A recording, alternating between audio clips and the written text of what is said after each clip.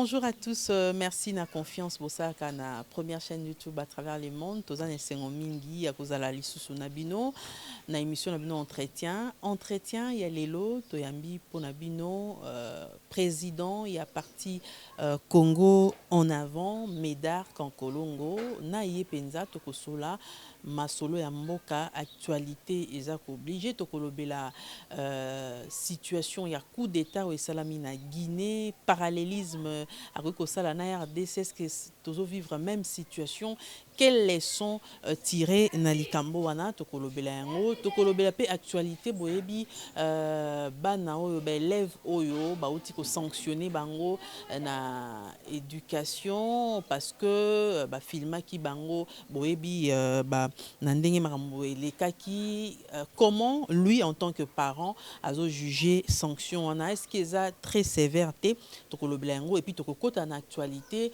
la muka euti ko présenter calendrier électoral lango akopesa biso pe commentaire à ce sujet tokolobela makambo oyo toyoki ezo diviser union sacrée kuna mingi na ngambo ya AFDC allié kuna il semblerait que baati lokwebo azali ko rouler ba député toyebi te soki akotia banani na ba entreprise kota o bapesi bango nde vraiment moi moboko ya maso na biso tokosola na mwana mboka Médard Kankolongo tokozangisa makambo STT quel bilan faire na état de siège wana est-ce que il faut lever yango sikoyo parce que bandeko na parti wana mingi bapesi bilan moko négatif ndeko Médard Kankolongo mbote mama gloire ya yambo likambo ya bana classe oyo bami filmé en plein débat sexuel sanction eye balongoli bango na classe puis bakokota kaka école moko te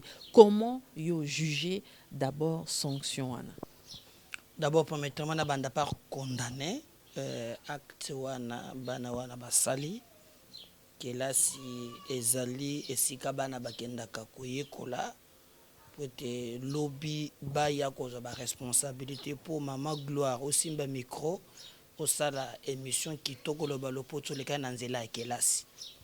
Donc nous devons faire par tous les moyens pour te niveau to qualité ya enseignement na biso ezala malamu et permettre biso bana na biso batanga ndenge esengeli. Donc komona bana kelasi basala makambo basala kali soni. Mutumoko alobaki c'est un philosophe alobaki l'enfant c'est un tableau vide il faut écrire quelque chose et on comprendre que aussi que le problème est kobanda aussi de ce qu'on appelle la famille l'éducation ya ba famille est très important avant na komana kelasi mais malheureusement na mboka na biso nos parents n'arrivent pas encore à prendre ba responsabilité na bango et conséquences ezo matalelo ti na niveau ya école et tala esika ezali même temps na lobaka que tout c'est pour la gratuité de l'enseignement ezali ba pesa ka batu mingi accès na instruction ba yekola bana ta oyo ba para bazangi makumi bakende ka classe. Donc je condamne la dernière énergie acte bana wana basali kasi ami balé na yo comment peut décision ministre azui alekisi on pouvait prendre des mesures conservatoires pour ne pas les encourager kotalisa ke basali mabe mais koloba ke bana wana batanga kalisusu na vie na bango te. Est-ce qu'il comprend décision wana libita ke musika bazo école mo ezwa bango te je crois que même bande ko mususu ba ONG bazali batu mususu ba olende makambo na nga personnellement en condamnant l'acte ya ben je suis pas partie prenante basa ngapela ba politicien bauti ko responsabiliser vice-gouverneur ya Congo central oya mamimi mutakala kutubana na bazana na mekele pe bazaba mineur même temps ko ba jejaka mineur ezana ba fa atténuante ke mukolo oya Congo central babenga ke poulet ninde balobaka yé ba futi le futi ya bien ba sanctionner à tout ba commissaire titulaire non c'est pourquoi mais au moins intérimaire mais c'est lui qui pilote la province na moment tozo bana yo en attendant ba élection ya yé muto ko kamba province.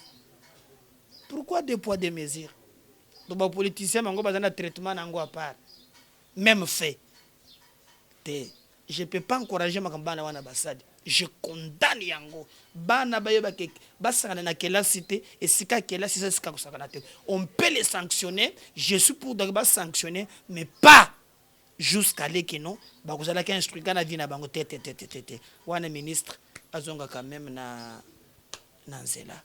Voilà, au lobby penza nyonso, donc éducation, ils ont en même temps la famille et l'école, bato nyonso, ba concourir pour bana, ba kola malamu. To koti na politique. To kenon li banda avant to zonga na katiawa, likambo ya Guinée, coup d'état salami. Comment ils réagir d'abord na coup d'état? Est-ce que Afrique lelo ils ont mérité kaka coup d'état topeza le lengende ba dirigeants africains ba deko violer ba constitution ils ont memapé ba mboka na bango na ba coup d'état? Non, d'abord maman Gloire foye ba que coup d'état ou elekaki na Machiavel a so définir le lenge ba to ba kozo pouvoir hein ba méthode ba zo ka pouvoir na coup d'état. Beaucoup peut pouvoir na insurrection populaire. Beaucoup peut pouvoir nous monter le mec par rébellion. Mais par cooptation on t'a au pouvoir. Le gars qu'on sale la pouvoir et que c'est. Mais le moyen le plus moderne aujourd'hui, hein, en pleine 21e, c'est par les élections. Wana au moins makeleza la tanga kate, peuple agenda ko décida ka pona nani, c'est le moyen le plus facile, hein, le plus civilisé yokota na pouvoir lelo. Et au moins, on a pouvoir, il y a une constitution. Et bato ba définir ça par exemple, ba mandat, ba musu ya 4 ans, ba musu ya 7 ans, ba musu ya 5 ans. Mais ba tchaka toujours renouvelable mbala moko pona nini. Parce qu'on suppose que au-delà de 10 ans, hein, na 10 ans, muntoko makana mangue ya innovation.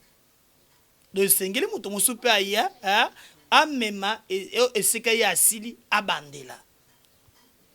On a vu les cas avec Nelson Mandela, Azaka président d'Afrique du Sud. Ma longo président Batubalela yé, talaguma le monde Azalaka président de la République. Il y a des pays tomoni na Ghana, tomoni, mais le mal en Afrique ezaki ba dirigeant na biso ba kotisa aden ya muyibi. Bayaka na pouvoir te pona kosala la peuple mais komisala la bango moko. Basala ka tellement bambeba kakanisi que soki aza na pouvoir te bako kangaye. Vous par exemple na mutu solo lelo oyebi mutu lokola ba John Numi. Bako Kabila longo na pouvoir te. Parce que bayebi nini basala ki pouvoir. Pouvoir ezalaki te pour cette solution na problème ya ba congolais to ya ba africain le point comme instrument d'enrichissement illicite à n'importe quel prix et conséquence de tomoni lelo on a vu ça na Mali to tu comme nango de remema na oleki na Alpha Go donc je condamne ce qui Alpha Condé ezalaka ki atika ki pouvoir à se le demander na ya kei mbele makambo soyo et comme dossier a condamné pour rédiger la constitution. Dédé. Il y a aussi la même mise de la communauté internationale, précisément la France. Parce que si vous suivez Alpha Condé, dans ses dires, tu as vu vidéo mokozo circuler au Bazana Ouattara, où il dénonce comment les choses se passent. Ouattara Zoba, mais si Alpha Condé, j'ai oublié de dire qu'on était en direct. Donc c'est comme s'il acquise. Voilà un peu les chefs d'État aux Anabango. Aux chefs d'État, mettez des comptes à rendre. Regardez dans notre pays. Au Monaki dernièrement, photo de la musique, tu as banni, tu as côté le mela, na Monisco, botelemi na couloir. Dans tous les ambassades de Bazali. Dès lors que tous ont pouvoir dans nzela wan nyonso komi ko dépendre bien na bango mboka nini yo ko mona chinois ko ya hein mboka nini boko mona chinois ko ya dans un peu comme les nôtres ba américain ba ko ya bazalaka na aéroport na bango muntu contrôle la kate pona nini baby ke ba dirigeant baza faible à chaque fois yo gloire ko zo ndengo za boy ndo ze télé to ça la mission boy moto mosusu alongwa soit moni kaka ono Sonia Rolé alobi nini. Donc cet esprit-là, où ils ont collé na biso, c'est un travail. Et nos dirigeants, bazaba na misale ya bato wana. Alpha Konda linga même ma révolution moko ndenge moko na Kadhafi, o bato na bakolinga kate. Yo tanga na école primaire non, le Congo c'est un scandale géologique. Et profita kana nani. Ta kolande aller foka. Tu vas pleurer. Donc les coups d'état là ça la maka mingi et ça la makana ba mindele wana. Mais ba mindele wana ba to pesa ka bango passage beba dirigeant na biso. Parce que ba ko utiliser prétexte kaka ya respect à texte ba koteli wana nde bazosuna na colonisation mususu. Or ce qui ezala ki Alpha Condé a respecté constitution na makanisi na ye wa to ko meseka to komeli loté. Mais en voulant ne pas respecter le texte, sa colonisation du sous, na modèle moussous. Le type là a été formé en France. C'est le président qui l'a fait venir. Mais tout ça, c'est la France. Moi, c'est la mondiale. Tu es boutiqué là-bas. Et je regrette. Est-ce qu'on peut faire parallélisme entre situations? Il y a Guinée, na Oabisu et RDC. Non, bah, tu vas commis ma bomanga, na moni, on a atteint ce niveau à l'iboma, ou ma boma. On terme ce que l'on a encore, c'est ma boma. Alpha Condé, président Sali demanda. Hein? Après, il a révisé la constitution. Mais oh, il y a un mandat moko. Nana to esilité. Nana côté na mi balé. Vous avez dit qu'il va changer la constitution. Même quand on fait il y a des études comparatives quand même. Comment on peut comparer les situations? Oh, ça en terme. Oh, il y a loko ba benganeli ezake non. A sali des mandats na ye. Et sili, tant que des mandats et sili à la fin, nde a changé constitution. Mais ce n'est pas le cas. Tu sais que dans un premier mandat, dans une utilité, et tu ne peux pas comparer les incomparables. Et aussi Dédé, Kabila Zala Kiao, a ça des mandats ici. A même biswa au sogi na makambu ya Senko, yo moni coup d'état et salam. A ce coup de 2 ans, pour qu'il y ait 2018, coup d'état et salamité, kakao yo monto azana na ba mandat légal.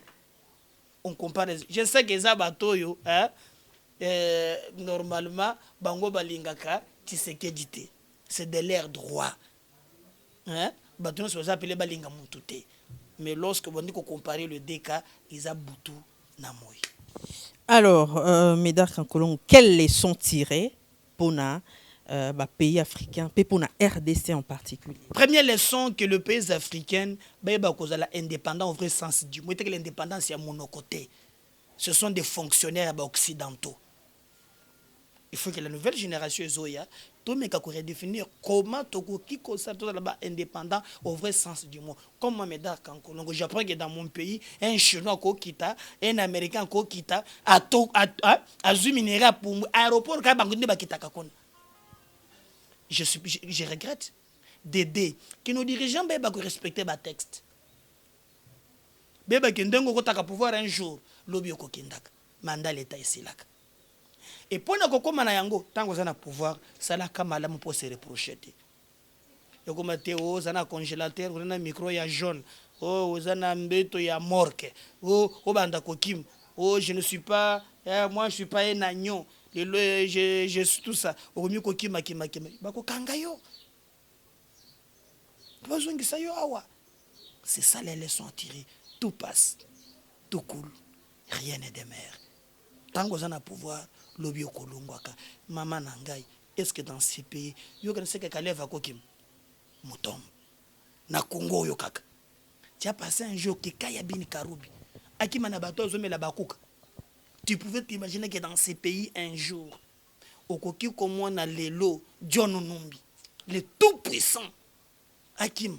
Dans ces pays, tu veux penser un jour. Au moins, Kabila comme Abanda Kokomba moto. Tu peux t'imaginer ça. Mais t'as la lélo. Même au bazar, ça va basculer demain. Ça va basculer. Ton gomo pas écoué. Ah, Soda va retirer.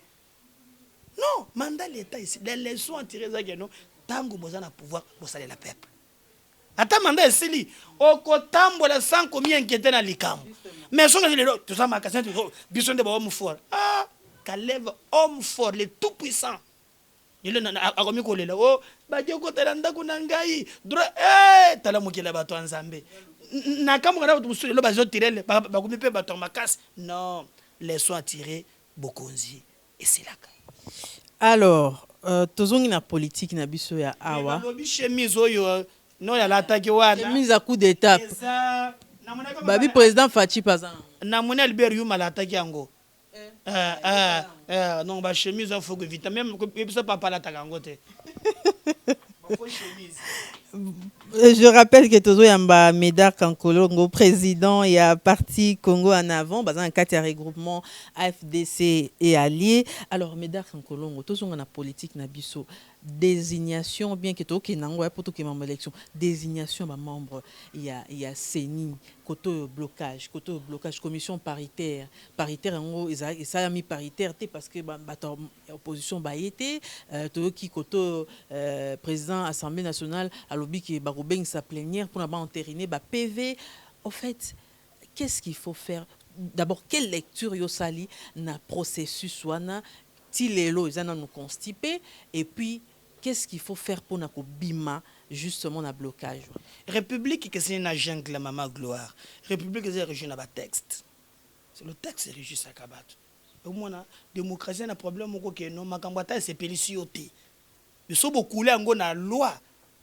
Olingo lingate yango ne kotambola. Donc c'est pas les humeurs des individus. Na okite ba moko za non église catholique eza munene SSC eza munene esengeli munene na bango.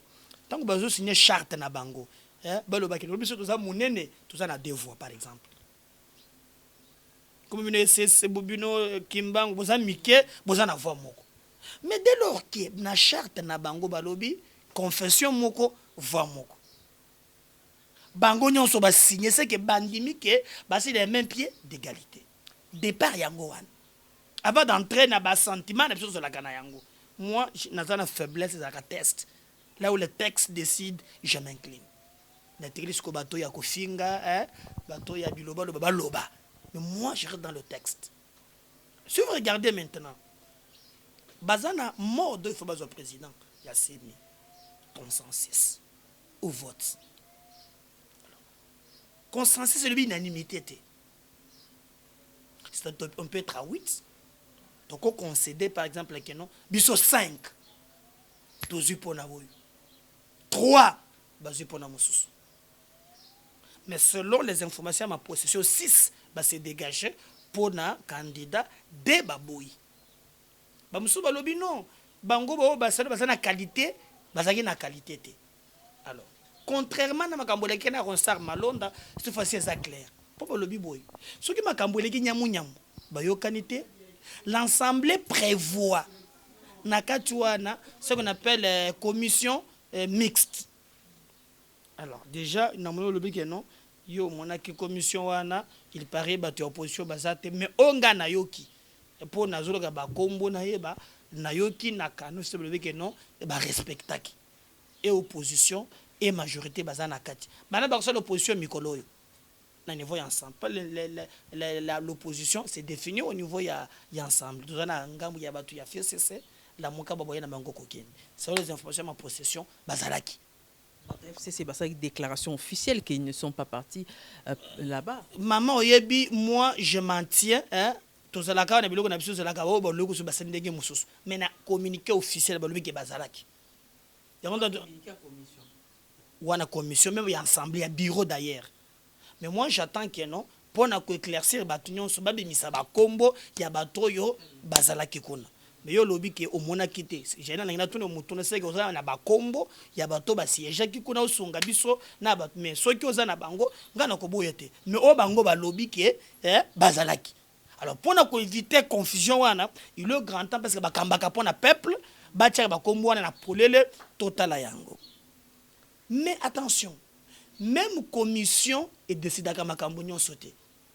Et le qu'on appelle plénière. Parce que la commission a beaucoup décidé, plénière est rejetée. La plénière, c'est la souveraine. Donc, ce que l'on a la commission, et qu'on a plénière pour un débat. so débat et salami bato moni que salami mabe balobi ba ole ezali ba koboya après ba soumettre ango na vote contrairement à Ronsard Malone des Alakaka et yé et longo butu comité et pas Félix donc il y a report des reports en report donc nous on a besoin des élections en 2023 mais to lingi makambo eleka na lolenge ya solo ngana kozalaka candidat parti nanga ko tia candidat na kolinga ka sénité ou ba ko tia ba militant ba parti politique pour pas proclamer ka ba pitete to lingo ya gagner a gagner mais nous ne voulons pas ba yebisa biso que non kaka o ya lobby nde ko lekate parce que me commence à faire ça non ou catholique ya lobby te et les bitaka ya catholique nde faut lekate te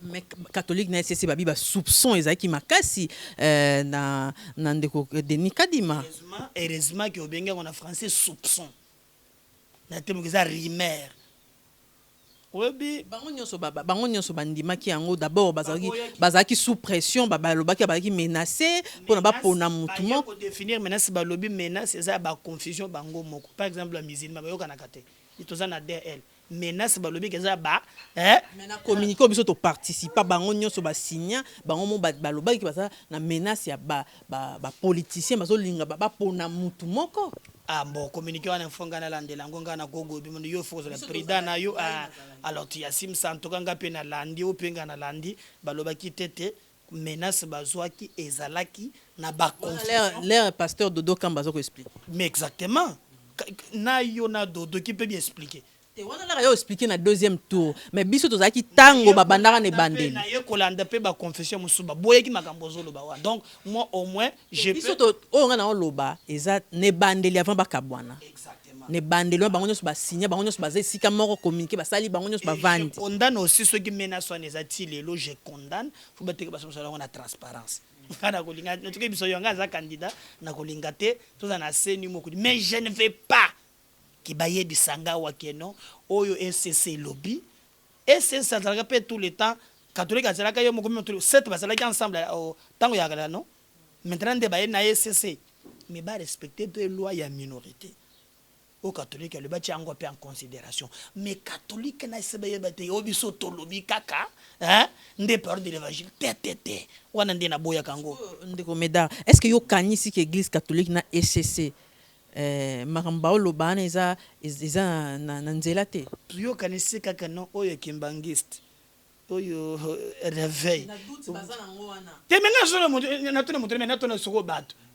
yo kanisi ke kimbangiste SCC salutiste réveil musulman o bazolo vraiment zaka ya solo bande obana jurisprudence parce que balobi ke tango nyonso même ba président nyonso aseni ba pona bato wana bazalaka na ngamba majorité ya pouvoir. Bon, et pourtant, bateau français, il n'y a pas de règles sans exception. Pour les autres, français, il n'y a pas de règles sans exception. Donc, moi, j'ai beaucoup de respect pour la Bango, mais Balongola, prétention, wana. Oya Bango, les kakate. Tolina démocratie. Démocratie, lingi kolobakeno. Yo pesi, ngana pesi, ensemble à la fin, tous les kisi makambo, ndenge longoban. Non, par exemple, maman makambo, mosusu. Ngana partage avec l'église catholique. Mais moi, je vous dis respect pour l'église catholique parce que tu ne peux pas dissocier l'église catholique de la démocratie. En Boka Nabiso, catholique est sali et belé. Dernièrement, pour tous les alternances, catholique est salaki. Mais l'obité est commis, nyonso oui, non. Tala par exemple, en Bongo, le makana tongo moko alobeka oh non, ndenge tozo kende awa mulaki sinyo so kotangisa l'église na école catholique. C'est la camuta catholique. Bala moko te tata cardinal la maman Maria te tolobi tata cardinal wane ko simba te mboko yo futa ka bala ke suko na catholique bandi ma catholique te c'est l'argent de contribuable congolais donc na musulman so que ake ko futa courant mboko na ko tina kati mais comment tu peux venir décréter go ko banda lelo mulaki si catholique il faut ça la catholique nyoso bandi makata. Mais s'il y a des bonnes choses, l'église catholique, mais attention, ne pas les insulter. Je suis contre les insultes. Ça passe pas. Il y a une éducation dans le Christo, bato nyonso basataka l'église basuka mabe. oyo bami babanga l'église. Non, ne je peux m'opposer à l'opinion ya mbongo. Alobi sele betete wana yo teta wana opinion wana tena boyango. Tout peut na konjim. C'est mon choix. C'est démocratie. Donc même bo ramene biso que non. Oye ka turi ko beza kaka yango wana ya mene tete. Soki ya mama Maria boboto bondeko. Ça va. Que faire pour justement débloquer mécanisme on a jusqu'à présent respect de texte. Nini texte et lobaki hein pour na kozwa président ya seni. Moto nyonso atosa des textes. Babi mana texte te. Que ce soit catholique, ECC, réveil, moto nyonso baki. Bazana texte kambaka bango. L'assemblée ne peut respecter que le texte sans sentiment. Point barre. Et là, comme souté. Alors, Médard Kankolongo, Otolanda, Mikolekiawa, il y a quelques jours, la Mouka Auto présenté calendrier électoral Nayango. Comment yo au jugé proposition à calendrier. Chaque jour. Jamais on va proposer boye. Et ça attention à gouverner. Va proposer quand même que non babilenge. Les ennemis de développement. Et ça la gâté na mboka. Ata o non mbulo yo index ba statistique. Ata o non ba créer emploi ata 10%. Hein? O batie ba pontel. Route de cette récolte. Et ça la gâté. Mboka za makambo boy. Oh batie calendrier. Oh mwanda sema bibi. Un pays vraiment où il y a des choses tout qui est na balle tout sekata mo muke nyonso ko mi passe. Donc un pays ko seka ba pekisa biso. Tension likolo ya attention bon ba proposer calendrier ce qu'on a ça là ni bango batie ce qu'on a ko ça to sengi ka cité lecture ninyo sali na proposition en calendrier sikoyo na ko ça élection ngo badana ba ko chepe seni kuna ba ko sala nango pour calendrier ça il faut seni appliquer ngo non et ça bongo seni qui porte les calendriers de l'autre côté tout que des réformes tout bandre bi so par terre pas de l'autre côté calendrier bimi comme ba bibe ba congolais pe balinga bilogo hein tozo baka bango kaka maintenant qui va porter ce calendrier là et tu so bacha seni baza capable de tout hein bon tu appelles seni non maman yo sana ko butuna ki mituna wana te je ne sais pas ba to répondre ngam na tu no mituna ti yo tu na mituna bon na tellement seconde ba check calendrier c'est qu'il faut pas chaper na seni non. Bon, ce calendrier est sans seni. Comment il est donc, il y a une politique qui propose à Makambote que, ata yo diriger, mais bateau, ba diriger, ba tenir compte de Makamoso. Bango ba diriger à Bazate. Bango ba diriger. Oh, on va se demander bango ba lo bak. Yo sera permanent en contact sur le radar bango non. Il n'y a pas de pouvoir, il n'y a pas de président, tout ça. Le président élit certaines. Mais il a même publié les calendriers. Donc c'est dans la logique là où il y a même maintenant un CENI. Moi, je demande. Pour nous, c'est une utopie. Adjaga na CENI. Anu me hatana ni penge na CENI. Adje de vos rapporteurs. Nani musus Michel Mangala Kester. Tout gain d'élection. Alors, Médard Kankolongo, donc na suka pa toza suna minute ebelete likambo ya est ya mboka na biso to suki sande na wana avant to lobela ta de siège mamba minéré to landaki gouverneur akeba ki kotala esika ba chinois basala musa bakangi to landaki biso nyonso reportage wana ya ndeko Alain Foka. Comment tu réagis face à un reportage? Avec beaucoup d'amertume, choqué et touché. De voir un si grand pays que Dieu nous a donné. Le peuple a se retrouver à cause de la classe dirigeante. Tu vois nos querelles? Et ça hier. Tu sais ce qu'il a dit? Kamata, calendrier, boy. Mais le pays est en train de partir. Tu sais qu'on est un pays où on ne sait même pas s'ignorer autour de l'essentiel. Nous sommes journalistes au côté de bactère politique. Il y a même des matières pour les bateaux se mettre d'accord au moins. On est divisé.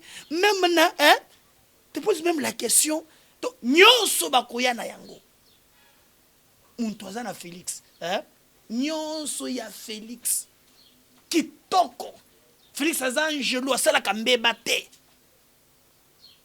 Oyaza na lamuka kuna. Normal. Oyaza boy. Mais regardez, mboka ngo bino na distraction. Ezo kende. Et donc vous pensez que division en dernier mutezo salake et profiter dans la étrange. Mais exactement, on est distrait na bakarel inutile de trop et les étrangers en profitent. Regardez maman. Avant yo mwana oyo, Olanda qui Albert Yomase qui l'a dit, au basalaki na bakarel menye na biso. Ils ont bradé tout. Je regrette aussi que Félix a ça l'effort à zongi ça ba contre les zonga nanzela. Parce que biloko za biloko yo et data d'aba 20 ans. Hein? Mais il y a pas encore le bataille le rôle Kabila tikelinga yango na kanga maboko non, il doit jouer comme président. C'est que j'ai mais mais balobara contrat ça contrat. Non, écoutez, contrat nyonso il y a poursuivre même la justice. Et ça peine à ba clause de résiliation de la contrat. Donc au moins to côté kandenge wana te.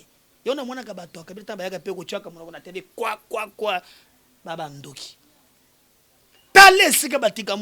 Maintenant, vous allez comprendre que ce c'est qu'il y a la volonté yebana.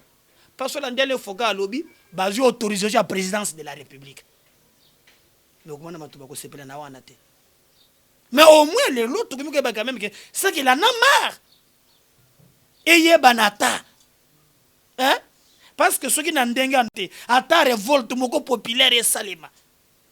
Nalandi abe moko abe Blaise. Qui explique au Kasaï là. Comment jamais zokende maman nga na Kasaï. Na kenda ki na Sasim. Webi ke ozokende na nzela ya Sasim wan. Ni école. Donc non, c'est pays. Yo ba ko panza te so ozongi na kina opesa na ba image mais to mona ngote. Ngano na zoate. Mais na ko pesa image. Na kenda na ya Sasim okonji matin. Non, on a Kasaï. Mais on a de Bumbashi. Ce que tu as le Bumbashi, c'était Kipushi. Maman, balaki singai place bazotimbo la ba minéré wan. Mais quand vous regardez village wan, mutu geye zo telema, bana bazo woto. Tout le polel. Ah, ba tout le polel, ba nini makolo rouge. Mais kuna bazo timbo la minéré na bango nyonso batikela bango mabulu ozomona. Et quand je me demande que bazo contrat na bakabila ba 100 ans bazo na contrat ba 200 ans to yebité. Mais Félix en tout cas songa biso ce que bitumbe ko sila ndengene ba shano bango bazana ba defu bazo batela bango. C'est regrettable. Il est grand temps d'agir que de pleurnicher. Un pleurnicheur, c'est un défaitiste. Est-ce qu'on doit maintenir état de siège? Tout le monde va communiquer à la société civile et comme que c'est multiplié, que état de siège wana ils ont muselé batumalo batwa kokolo baté na immobilité